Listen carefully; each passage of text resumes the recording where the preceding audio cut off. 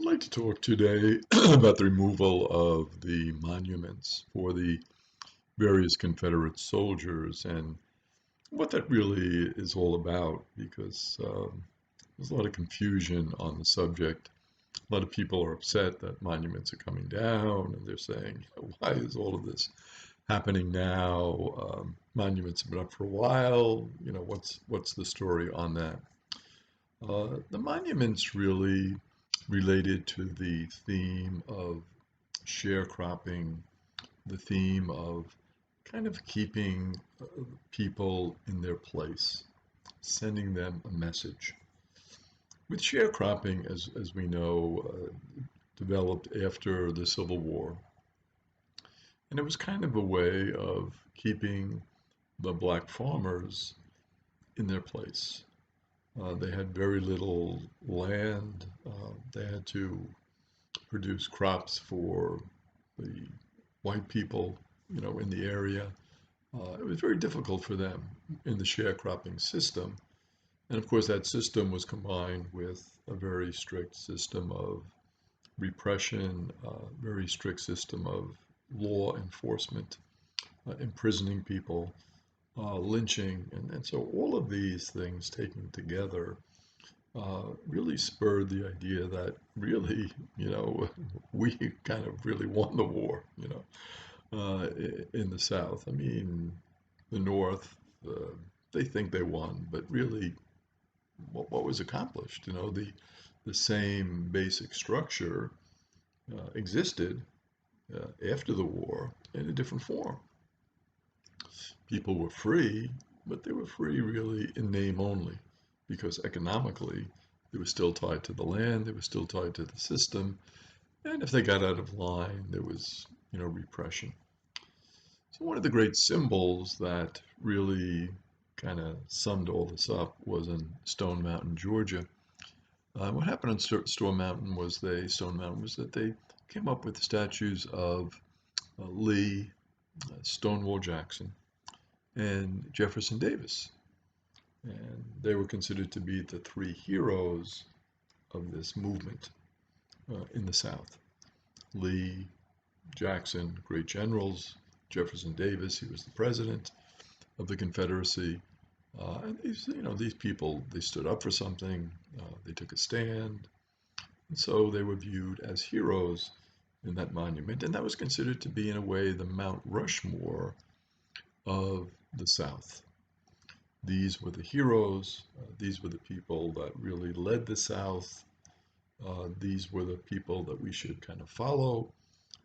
These are the people that we're going to make these monuments as a sign of really victory. Uh, we think that, the history books are saying one thing about, we lost the war, but hey, did we really lose the war? In a way, we really didn't, because we have these great heroes. Let's celebrate these heroes. Let's celebrate what they did. And in putting those monuments up, we're going to send a message to the slaves who were freed.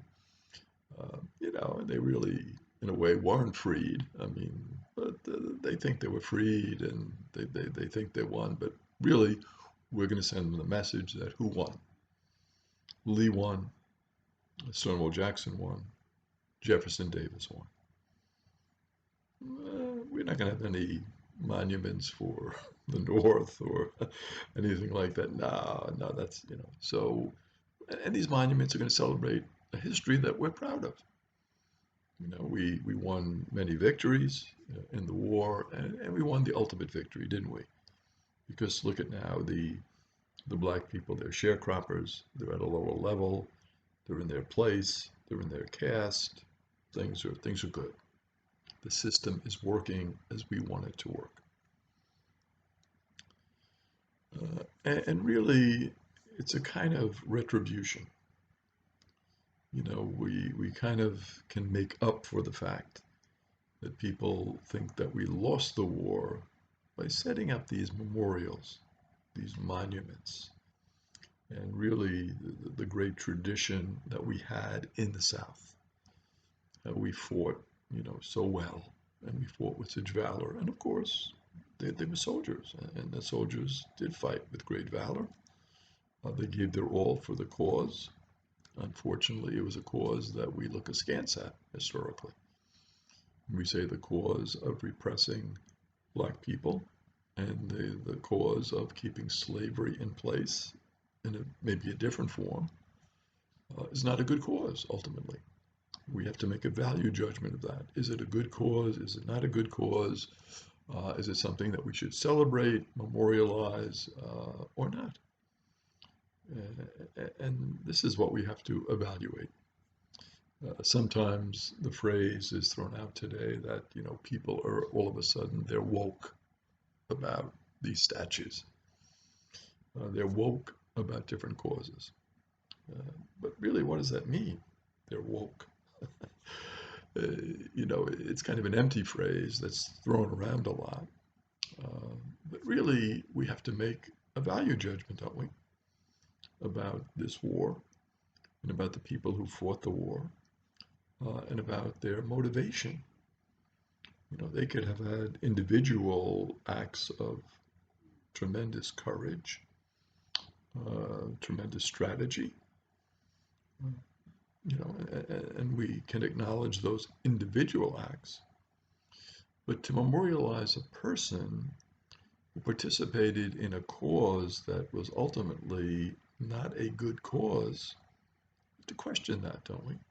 It's not a question of being woke. It's a question of, what are we going to celebrate? What values are we going to embody as a country, as a people, moving forward? Do we want to stay in the past? Or do we want to acknowledge that maybe those memorials are not celebrating something that was good and positive, really? They're celebrating the embodiment of slavery and the perpetuation of slavery. And is that a good thing? Is it something we want to celebrate? At the time of the Charlottesville incident, where there was the great rally by the white supremacists and the neo-Nazis to embrace the statues and to try to keep the statues up and say these statues are good and wonderful and we can't take them down. At that time in the United States, there were 230 memorials for Lee. Now, we're talking about a large number of memorials, 230. In the aftermath of the Civil War, Frederick Douglass, the great black writer, was commenting about that, and he said, how should we look upon those who fought on the side of the Confederacy? And of course, many people did in the South. How should we look upon them? And he made, I think, a very interesting observation. He said, we should not confuse right with wrong or loyalty with treason. So it's a question of what is right and what is wrong. And loyalty to the Southern way of life, but treason against a union, against the idea that we are the United States of America. And when you try to separate yourself from that union, is that treason or is it loyalty? And again, you have to make an evaluation about that. And that evaluation, how you answer those types of questions, will determine the memorials that you set up and the people that you're going to celebrate as a result of that. And of course, there is a lot of opposition to the removal of memorials. Great example of that happened in New Orleans. A lot of community opposition to that. Very difficult. It split the community. A lot of feelings about it. And you can understand the feelings, right? Because those who were on the short end in terms of the memorials, those who were kind of being put down by the memorials, those who were say, well, you're black and slavery, but so what? They didn't take too well to seeing those memorials in their city. They were upset with it. They were like, well, why should we celebrate these people who are trying to enslave us? It doesn't make sense to us. This is now, you know, a war that's been over for a long time. And why should we celebrate that war? You know, it was a tragedy. It was a war that was, fought over slavery, really. It was a war that divided our country. Why should we celebrate those who brought that war about and who tried to perpetuate this institution of slavery and this repression of black people in America? Why should we celebrate that? Interesting, in New Orleans, it was so divisive that they could not get a construction company to remove the statues because whenever there was a contract that was offered or engaged in, there was a lot of opposition from white people to that. They said, "Oh, don't take those statues down," and a lot of threats to the construction companies. So they quickly said, "Well, we don't need that kind of business. Not a good thing." Uh, Finally, the statues were taken down by an African American crew. White crew couldn't do it. It was an African American crew. Um, and it was very contentious, but finally they were taken down. The same day that the final statues was removed in New Orleans, the Alabama legislature and the governor in Alabama, Republican controlled, passed a law saying that monuments 20 years of age or older could not be taken down.